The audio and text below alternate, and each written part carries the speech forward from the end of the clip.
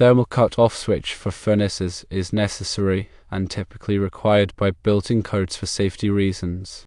Thermal cut-off switches are designed to automatically shut off the power to a furnace in the event of a dangerous temperature rise.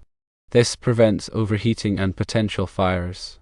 Requirements for a mechanical room with boilers and water heaters include ventilation, exhaust system, fire protection, electrical considerations, gas piping, access, and separation.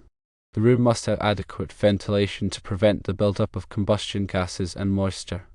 The room must have an exhaust system to remove combustion gases and any potential leaks. The room must have a fire protection system, such as sprinklers or smoke alarms. The room must have dedicated electrical circuits for each boiler and water heater, and all wiring must be properly installed and protected. All gas piping must be properly sized and installed according to code requirements. The room must be easily accessible for maintenance and repairs. The boilers and water heaters should be separated from each other to prevent overheating and interference. Specific requirements may vary depending on the local building codes and the size and type of equipment being installed. It is always best to consult with a qualified heating, ventilation, and air conditioning technician to ensure that all safety and code requirements are met.